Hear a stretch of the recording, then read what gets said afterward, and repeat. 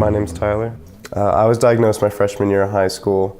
It was a little strange. It was something that I really had to explain to my friends and my teachers, letting them know that, there were special things that I need. He'd come to me a couple of weeks earlier and said, something's wrong. I'm drinking a lot of water and I'm peeing a lot. I said, go to school. I'll get an appointment for after school. And I can remember sitting in my office and receiving a phone call from the pediatrician's office and talking to the doctor and him explaining that Tyler was about to be admitted to the emergency room at Oakland Children's Hospital and that he had juvenile diabetes. The doctor said he has to go to the hospital right away. And I said, well, he has finals this week. Can he wait till after finals?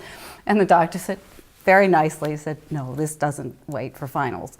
I was shocked, first and foremost, but more than a little frightened that my brother had been diagnosed with this disease that I knew was life-threatening, but other than that, knew very little about. I can remember Carolyn and I, however, just being a mess, not only being upset, but also being in denial and being angry from time to time. It was just shocking.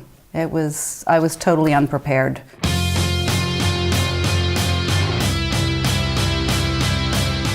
The responsibility for helping him deal with his disease doesn't start and end with him. It's a group effort on the part of our family. If he's at school and I'm here, if we're apart, then I'm worrying about him on a daily basis. Having type 1 diabetes is, it's complicated. It's not just living day by day anymore. It's living minute by minute. I can remember saying something pretty stupid along the lines of, oh, juvenile diabetes, I guess he'll grow out of it, which of course you don't. It's something that we've all lived with now for a while. Tyler's life really changed in that I think the one thing that I really begrudged this disease is that Tyler was always a carefree kid. Having type 1 diabetes is a balancing act. You can't just eat a meal anymore. It's every time I eat a meal, I need to think about what I'm eating, how much I'm eating, what I'm doing after. After Tyler was diagnosed, I tried to help him adjust to his new condition by trying to normalize things for him. We bonded over that shared experience of uncertainty about what was happening with him. I can't just necessarily walk out the door anymore with my friends. I need to make sure I have all the tools I need with me, because that puts stress on you, it puts stress on your friends, and it's just not a good place to be. I can remember standing in the kitchen with him one afternoon about 6 months after he was diagnosed, and he was pricking his finger in order to test. And I can remember looking at him and saying, gee, don't your fingers get sore?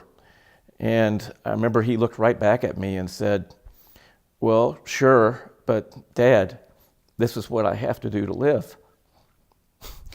This is what I have to do to live. And that's what he does.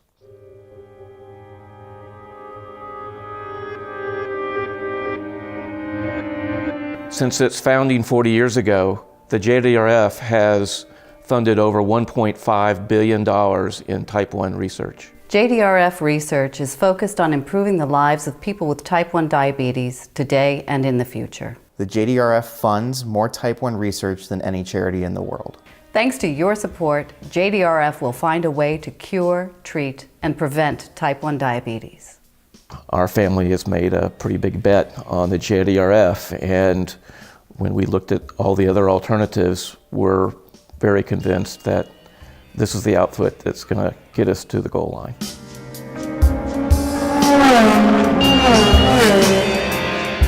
Diabetes has given me a lot of insight into mortality and how the body isn't exactly the strongest thing, and things break, things don't always go the way they're supposed to, and in light of that, it's really taught me to not take anything for granted, especially your health, and just to live life the best you can.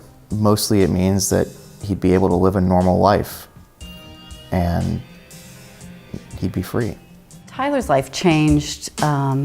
He was always very carefree, and this really took that away from him. It was a really endearing part of his personality, and not to say that he's not still somewhat carefree, but there's some of the light's gone out in that, I think, sometimes, and I would love for him to gain that back, and that's what a cure would mean for us. Well, a cure would be everything, of course. I mean, it's not a day that's gone by since Tyler was diagnosed that I don't go to bed at night thinking about a cure, and when I wake up in the morning, I'm still thinking about a cure. A cure is something worth chasing. It's like being in a race. It's something we're all going towards very quickly, and when we finally cross that finish line, it's going to brighten my world.